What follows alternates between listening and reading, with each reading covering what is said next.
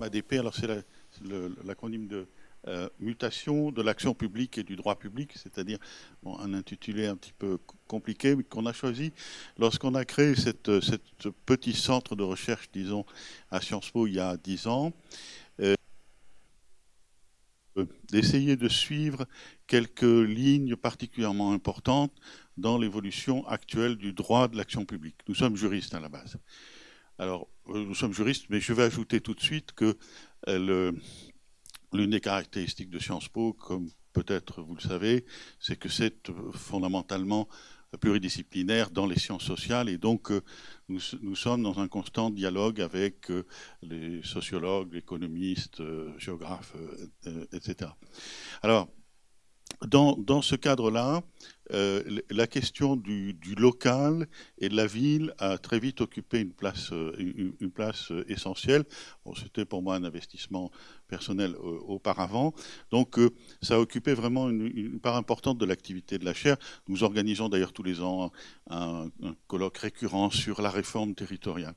Et il y a quelques années, on est tombé sur cette question des smart cities, cette aspect majeur de l'évolution actuelle des villes, qui est l'évolution vers les villes intelligentes. Et on a décidé de consacrer vraiment une grande part de notre activité à ça. Et on a eu le bonheur de pouvoir conclure un accord avec l'éditeur Berger-Lebron, qui est un éditeur d'ouvrages, mais aussi de logiciels pour les collectivités locales, avec qui nous avons conclu un partenariat que nous avons appelé la cité des Smart Cities. Et donc, nous organisons comme ça des colloques de temps en temps, des manifestations. On va publier un livre sur le statut des données urbaines, etc.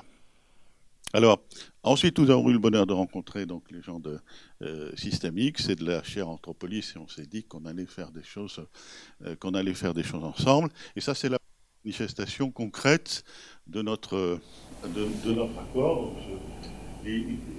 Voilà. De notre point de vue, je dirais que ce que nous attendons du colloque et ce que nous allons essayer d'apporter dans le colloque, je le résumerai de la façon suivante. Naturellement, la question de la mobilité est une question centrale pour quiconque s'intéresse aux Smart Cities, ça, j'ai pas besoin de plaider ça. Grande transformation des systèmes de mobilité, donc pour quiconque s'intéresse aux villes, quel que soit le point de vue, c'est vraiment un aspect crucial. Mais très rapidement, quand on le travaille, on s'aperçoit de ce que, comme d'ailleurs les autres très grandes évolutions en matière de Smart Cities, énergétiques, etc., on rencontre des problèmes juridiques, plus largement des problèmes institutionnels et des problèmes de gouvernance qui nous intéressent grandement. Alors, aujourd'hui, nous allons en croiser tout un tas. On n'aura pas le temps naturellement de les creuser, de les étudier à fond, mais Jacob en a évoqué quelques-uns. Naturellement, tout ce qui résulte de la digitalisation de la ville qui est associée à ce que nous allons étudier aujourd'hui, qui met en cause des problèmes juridiques, met en scène des problèmes juridiques évidemment majeurs du côté non seulement de la protection de la vie privée, mais aussi de l'action publique numérique, la décision publique fondée sur des algorithmes, on pourra parler de ça si vous voulez, etc.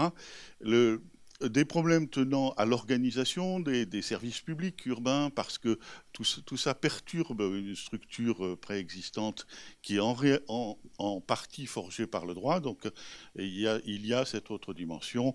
Il y a plein d'autres questions. Le véhicule autonome, alors ça pour les juristes, c'est évidemment une gourmandise, parce que c'est plein de problèmes à la fois de responsabilité, d'assurance, de pilotage, de gouvernance, etc. J'ai dit gouvernance.